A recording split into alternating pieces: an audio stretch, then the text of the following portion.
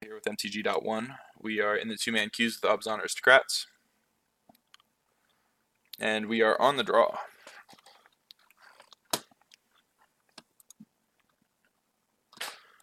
And pretty obvious mulligan here. Only have one land. If we had like a map or something, this would be an exceptional draw. But we're on the draw, so I don't mind mulliganing. This hand seems fine. Probably go turn 1 Renegade map, turn 2 crack it to cast Ailey. The question is, do I want to keep a land on top? And we already have 3, and the 4th guarantees that we hit Gideon. But at the same time, I think we'll hit that land drop at some point along the way. And we don't want to be hitting too many lands. This deck has a tendency to flood. I wouldn't be, the old Aristocrats deck had Gavany Township to pump up Lingering Souls tokens. But we don't have something that good.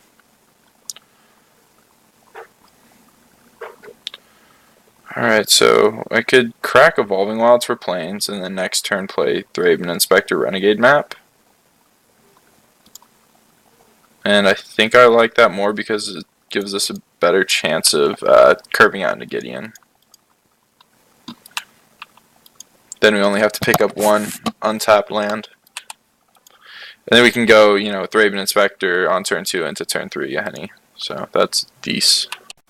So we're playing against Pummeler. Pummeler is a god-awful matchup for us. So in the two-man queues, you tend to play against this deck a lot more than you might otherwise, being that it's fairly budget.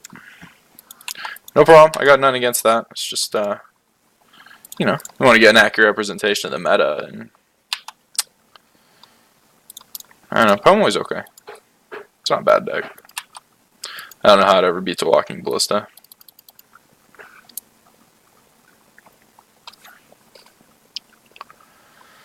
So, I think we'll have Yahenni back to block and hopefully try to protect this Gideon. This Ailey could be pretty decent. I mean, it'll at least trade with, like a Bristling Hydra or something.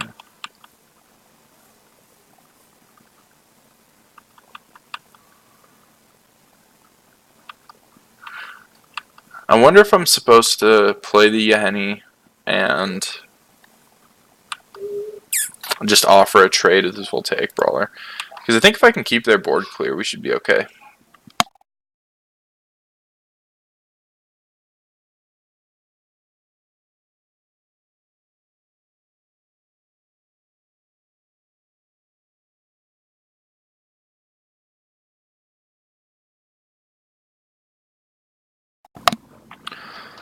Alright, so they have a cub added to the board. It's not good for us. It's not looking good. Take a draw step. Hidden Stockpile's okay. It lets us chump block this Long Tusk cub for a while. So go ahead and I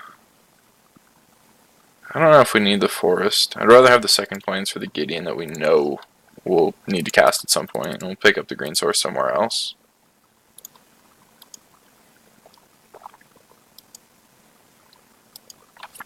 So we're going to be taking a lot of damage from this Voltaic Brawler. Honestly, we have no plan at this point to get it off the battlefield, except for play this Ailey at some point and trade with it. But for now, I need to not hemorrhage damage from this Long Tusk Cub and keep his energy going down instead of up.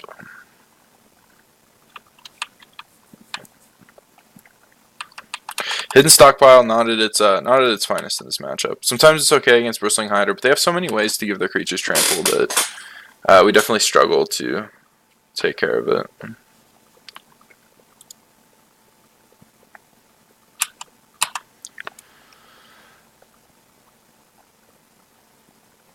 So I'm going to throw the Thraben Inspector in front of the Cub instead of the Servo. The reason being that we have Renegade Rallier in our deck, and we can get Thraben Inspector back, but we can't get a Servo token back.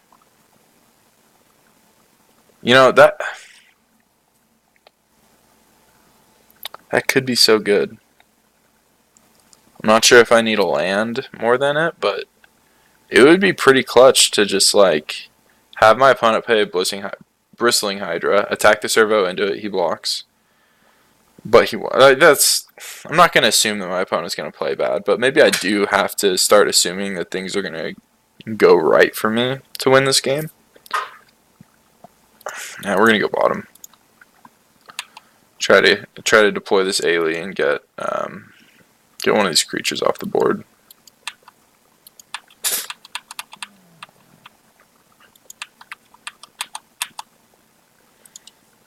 Okay. Not what we're looking for. Unfortunately.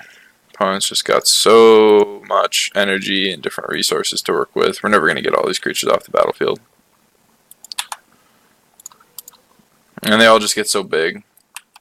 Lots of big creatures are definitely the way that decks like this lose. Like, it can handle a lot of small creatures or a single large creature, but if you start presenting a ton of, 3 power creatures, 4 power creatures, 5 power creatures, it kind of all starts to fall apart.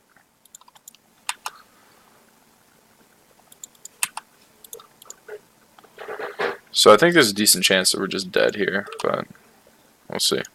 See how it goes. To just a straight combo.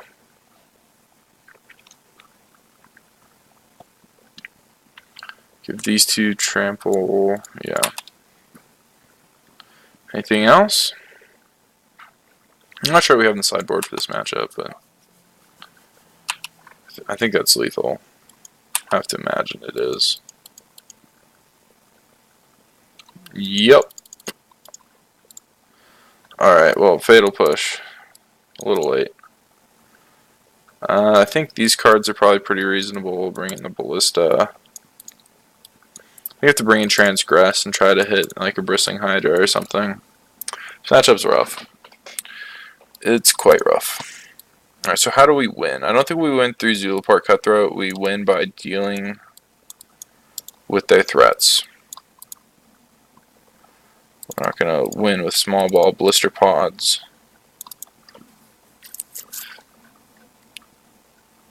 Hidden Stockpile. We can probably cut 2 of these. Renegade Rally not at its finest here. Plus we're bringing in more 3-drops.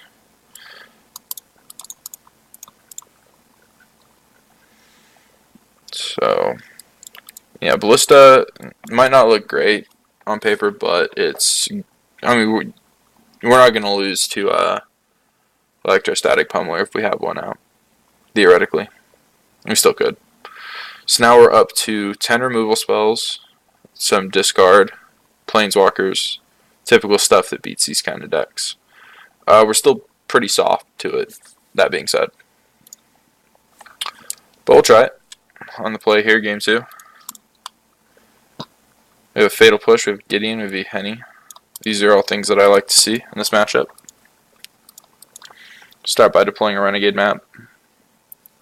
Have to be kind of careful on what I decide to Fatal Push.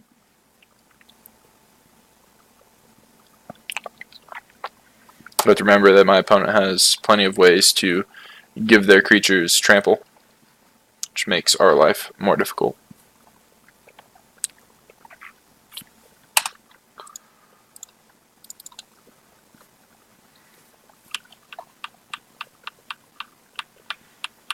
Yeah, I want to say archetypically, this is close to Infect, or, just like a creature combo deck, which is not the ideal matchup for a deck like this. Say we naturally struggle. Alright, so I have all 4 lands rolled up here, so I'm going to fetch on Upkeep. And that's to thin my deck and potentially not draw the land. We want the second Plains for Gideon. So I have a choice here of playing this Thraben Inspector and the map, which I think I'm going to do. The other option that I had was play the map and hold up Fatal Push, which is reasonable, but I want to have something to sacrifice to the Henny, and if they don't play something, then we're in bad shape. But any hand that they have that doesn't contain a 2-drop is quite bad for us. Or quite bad for them, rather. I'm not going to fetch on upkeep this time because I want to save a revolt trigger for something if they draw it.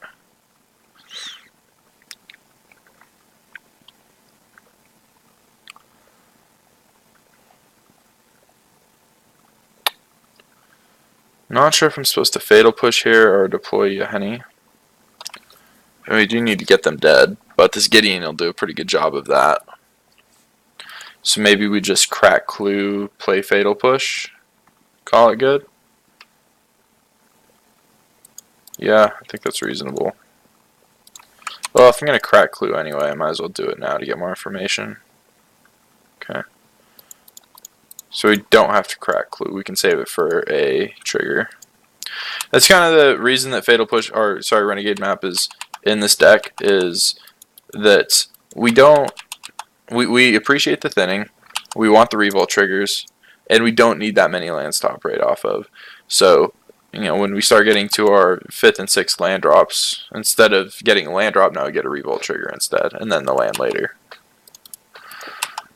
Alright, so we have to kill that this turn. Unfortunately.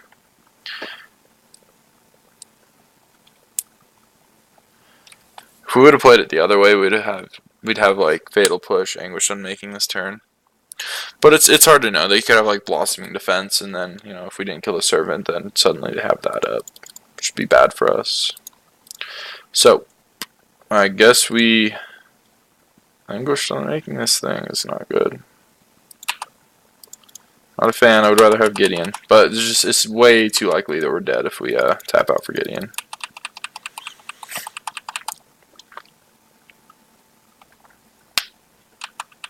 Oh, no threat, huh? Interesting. Alright, we're going to crack this because we have two things we want to play this turn. There's really no reason to ever get the second green source. But the mana requirements aren't too difficult in this deck other than Gideon. We will create a token, play a Blister Pod. And if my opponent's just holding up removal, this is why you would play this deck, is because when they just hold up removal like this, it's nonsense. Absolutely no good targets for spot removal, really. Other than the Zulaport Cutthroat, and that's why we're playing the Renegade Ralliers, because then we get to play more or less 8 copies.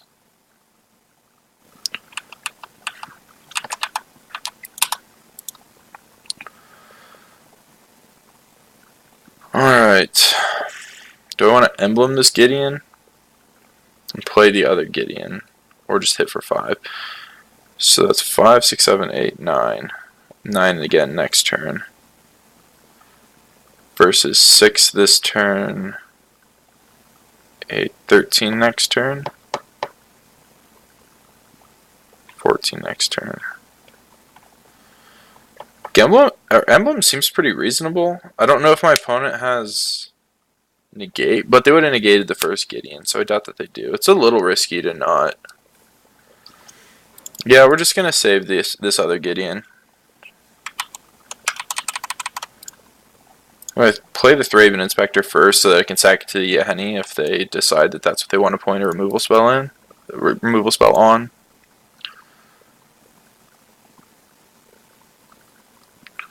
And this works fine too.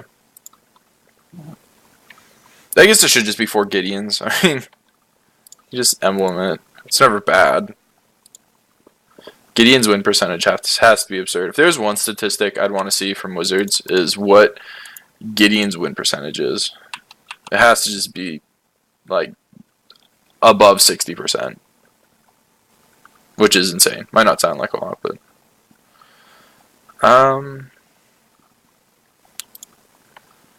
guess we sack it.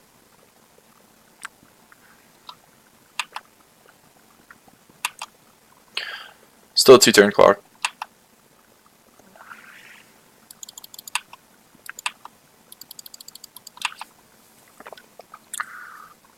Although, let's see, 5, 6, 7, 8, 9, 10, yeah. Put them on chump blocking duty.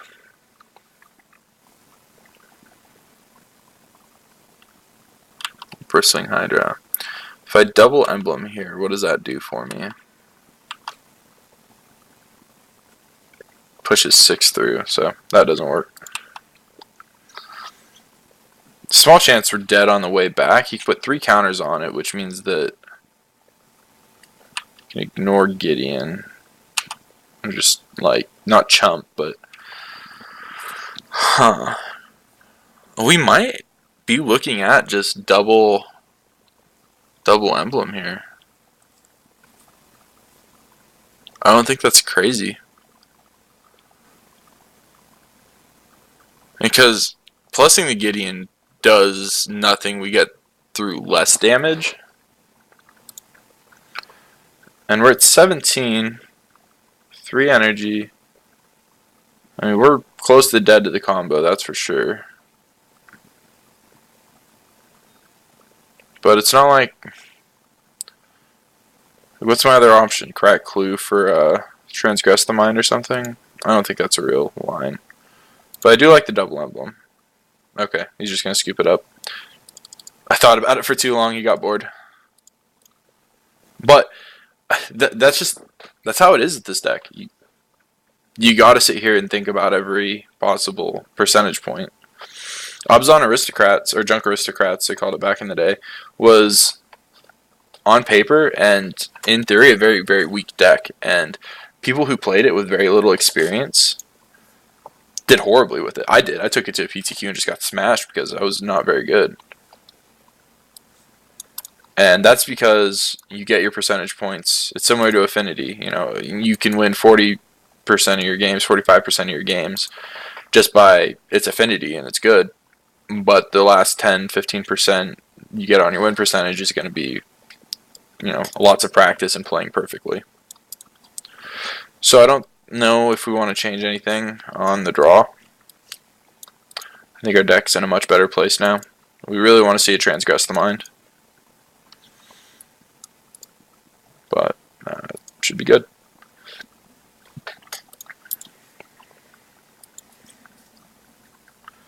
My opponent's draw just didn't pan out. They kept Servant of the Conduit into Bristling Hydra, and the Servant died, and they just didn't have the 4th land, I believe. This is how that game went. I'd have snap kept that hand, though. I mean, you'll see the 4th land eventually. And they did. Just too late. Ooh, this is slow. This is the slowest 5-land hand I've ever seen in my life. We got Revolt triggers for days. Oh my gosh, I had to transgress the mind though. And my opponent mulligan, so we're kind of obliged to keep.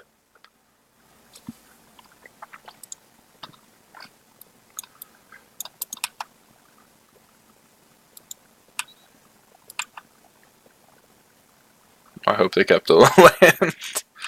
Okay, there we go. But the Aether Hub signifies that that they don't have another land or an attune with Aether, so they kept a sketchy one. What do we want to do here? Do we want to play the map or the Evolving Wilds? I kind of want to get these Evolving Wilds out of here. So we'll fetch a Plains at the end of the turn.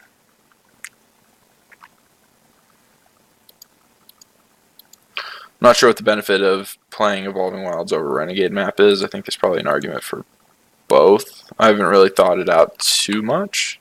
I guess playing the map is better because you can have it sit and play if I just start running off lands. Versus the Evolving Wilds, you know, you can't get those triggers until you play it.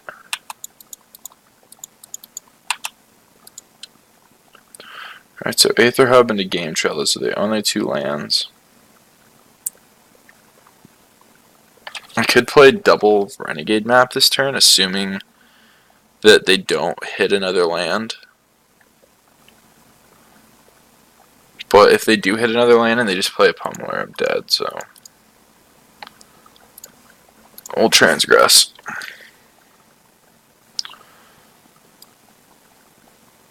The hand is very good, though.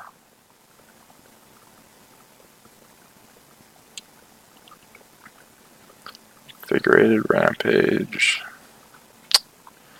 Well, we can't really beat this Bristling Hydra.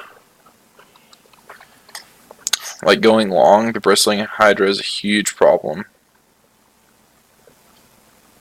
But it also feels really bad giving them the combo. I guess we have the Ailey, so we'll take the Pummeler, not die on turn 4. Oh, I guess turn 5.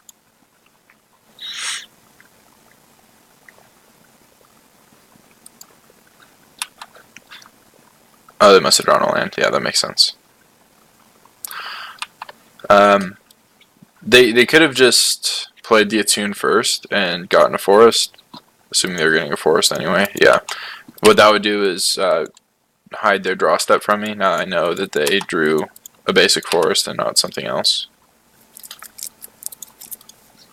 Okay, play the Ailey and play out a map. And hope we start drawing some action.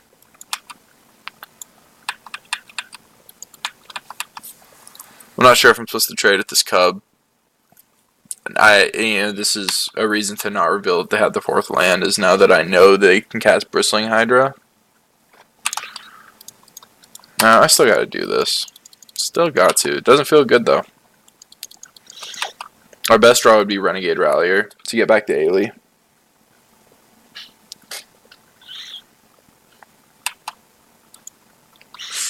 And we know about Invigorated Rampage, and now there's a mystery card. Zulaport Cutthroat, that's not it. Alright, we're going to get a forest, play the pod and the Zulaport Cutthroat. Ooh, not you. Okay, and the map. The map. The map.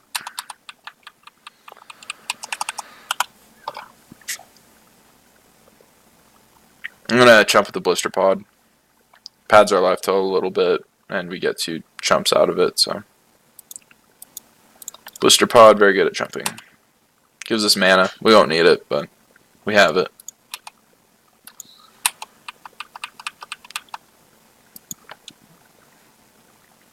Gives us a little bit of life to work with too. Another Hydra. Oh god, we're so dead. Yeah. That's a tough one. So they have the Invigorated Rampage 7, so that's 10, 14. 14.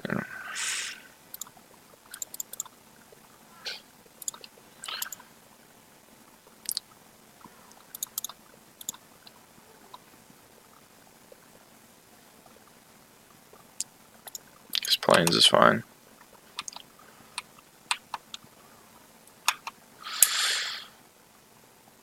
I think I put everything in front of a Hydra.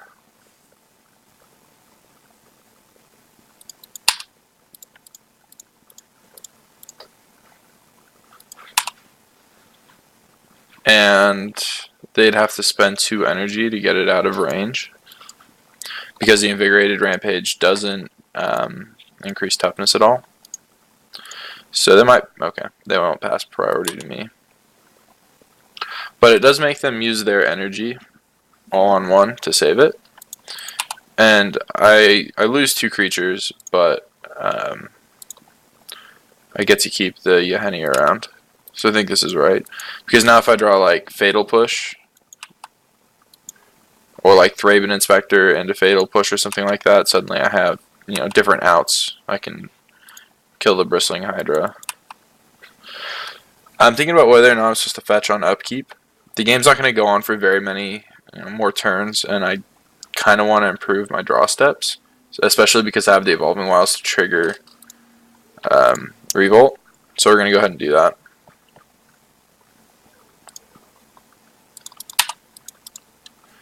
And we get a Vengeful Rebel, which is fantastic, because we can take out this Bristling Hydra. And then we can put both of these in front of the other Bristling Hydra, and suddenly, they're in a rough spot. They can have Blossoming Defense, but I'm not going to beat a Blossoming Defense anyway. So now we got a bigger Yeheni.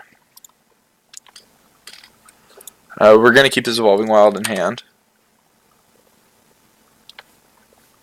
I don't know if I'm supposed to attack. I could theoretically try Race.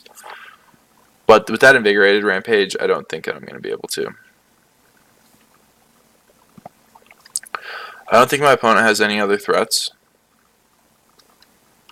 But their threats are so much better than mine that I feel like I need to keep a battlefield intact.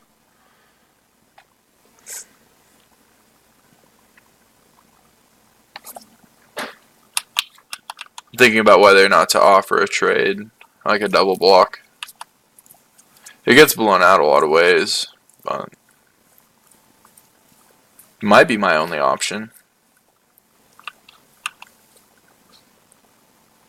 Because now they have mana for Uncaged Fury, if they want it. So I have to get lucky to win this game. I mean, that's sort of the short of it. We didn't necessarily flood, but we have more lands than our opponent. So I think we have to get a little bit lucky and rip like Thraben, Inspector, and a Fatal Push for their next threat. The worst that happens here is they have a trick and I sack the Vengeful Rebel.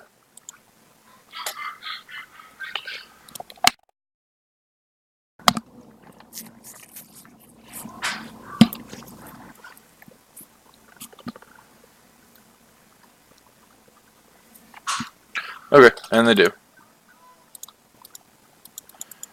And they could have, they might also cast their Invigorated Rampage here, but okay, they decide not to. Gideon's a monster draw. Good lord.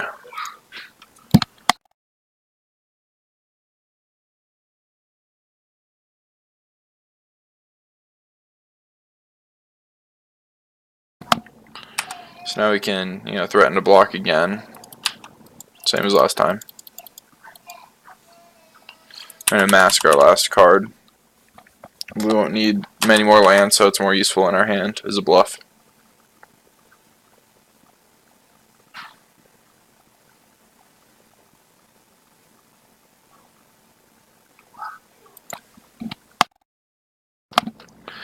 Okay, Servant of the Conduit. It does give them a third energy for their Bristling Hydra activation. So it's going to be more difficult to get this thing off the table. So they have 11 coming at me. Or at the Gideon, rather, potentially, because of the Invigorated Rampage. Which means that they're going to be able to get it off the table no matter what. But I can force them to use it.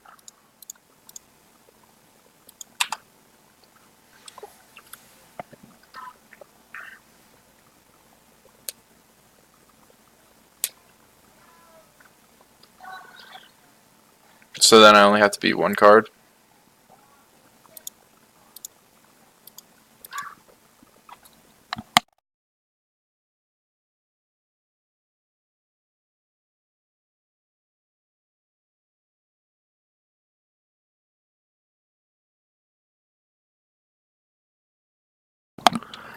Alright, Ailey is another reasonable draw. It gives us a way to get this Bristling Hydra off the battlefield.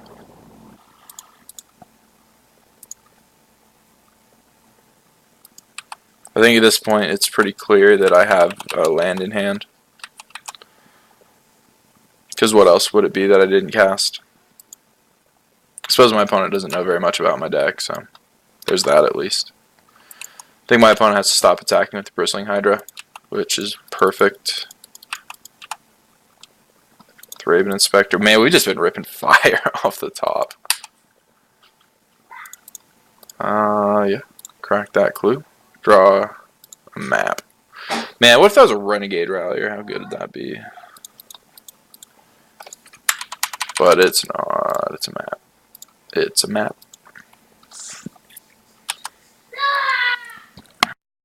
One second.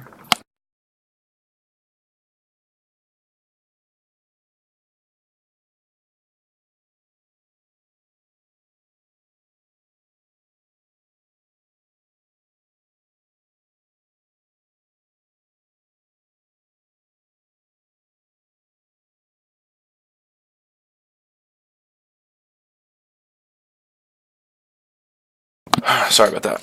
We're back.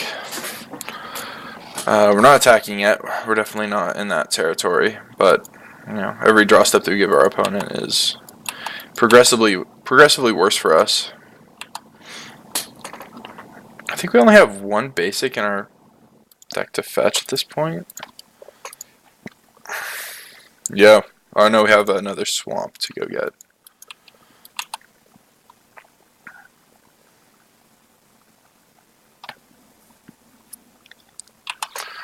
Okay.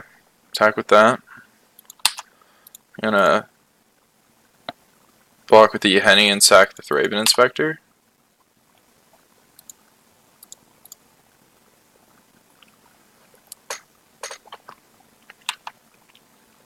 Okay, that worked well for us because now we get a bigger Yahenni.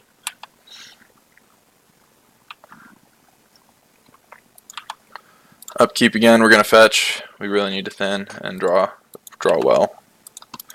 Fatal Push is what I would consider drawing well.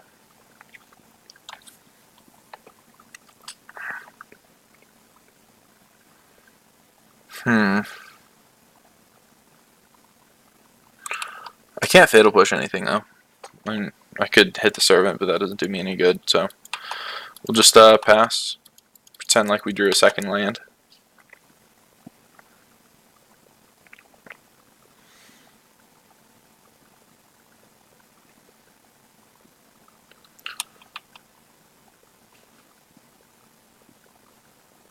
What does that even mean?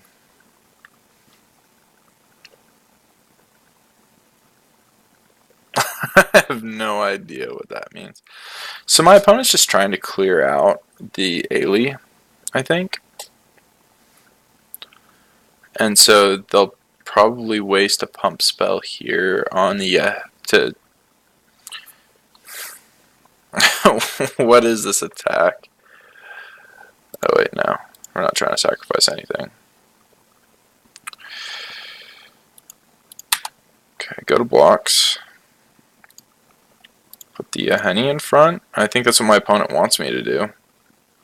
But we have the Fatal Push to blow this out, so I'm not too worried.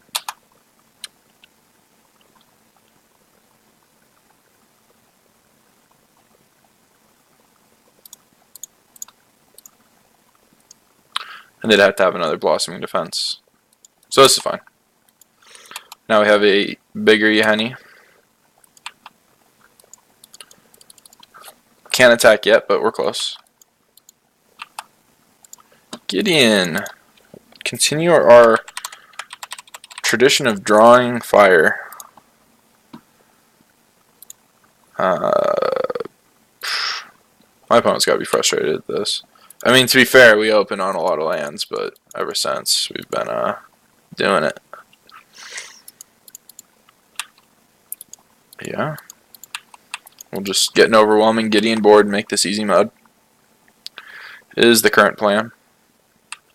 I think my opponent has one land and an actual card in hand. Probably like an Uncaged Fury or something like that. So attacking with this Gideon doesn't do anything. So we'll just continue to make a big board.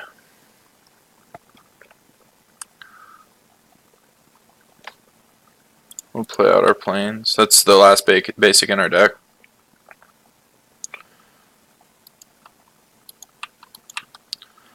I could plus the Gideon and attack with Yahenni and Gideon to get through 5 a turn, but that just doesn't seem like it gets me very far. I mean, at some point in the distant future, I could also sacrifice enough to Ailey to get above 30 and start throwing creatures at the Bristling Hydra. But we're a ways off from that. Anguish and Making, it's a good draw.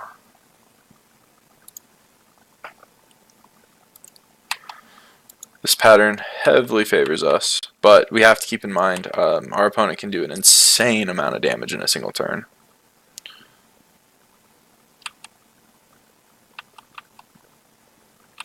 And with 3 activations for their Long Tusk Cub, they're getting closer to I think I should maybe take care of it now, but I'd rather wait for the penultimate turn. And I got no problem. I'll just go wide until I can just emblem and kill in one turn. Oh wait, I have a lot of basics. We've we've determined that.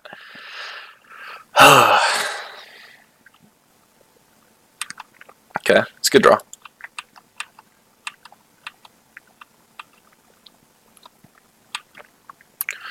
Rampager, another good draw. Uh-oh. Their board's starting to look real. Thraben Inspector's good.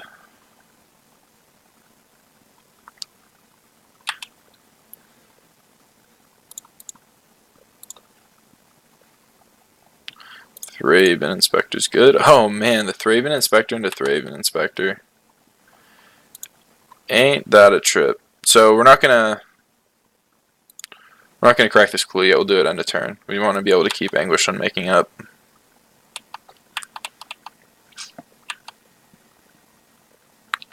Six minutes on the clock to my opponent's 12. Yeah, I've been playing kind of slow. Alright, crack this clue end of turn. Another Gideon. Alright, well that means we're going to emblem this one.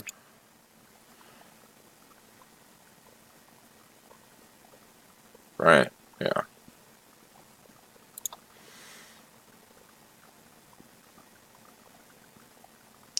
And what would happen if we emblem again? We'd die. That's always the answer. So they have 4 blockers in front of 6. So they put 4 here, and they would take 15 currently. Unless I cleared out. I have to imagine they're dead. What they might have, like... No, there's no reason for us to move all in yet. Just absolutely no reason. Next turn we can do this.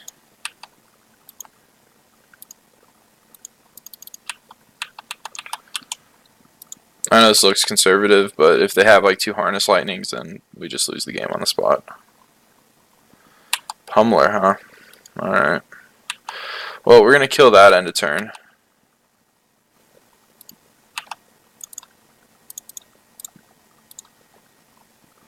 See if they have a Blossoming Defense. They don't.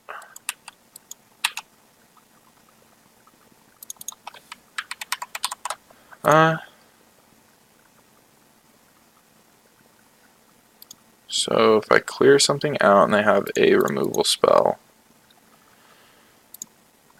we'll clear out the Rampager.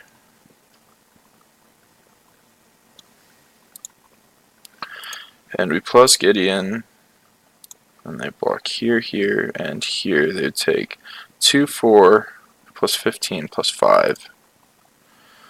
Or I could just emblem again, which sounds better. Oh, whoops. I meant to... So I think they're still dead, but... Should have played the Zooport cut through before attacks. I accidentally pressed 0 on the Gideon, and yeah. But I think we're still fine.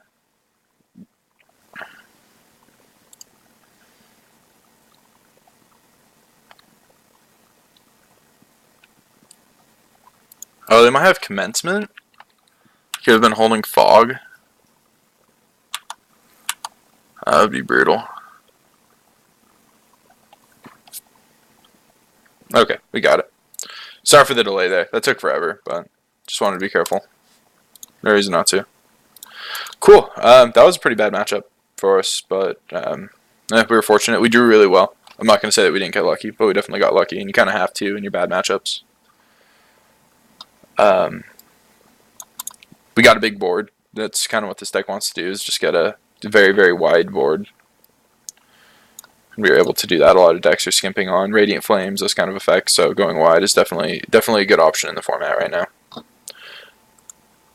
And I'll see you back here for the next round.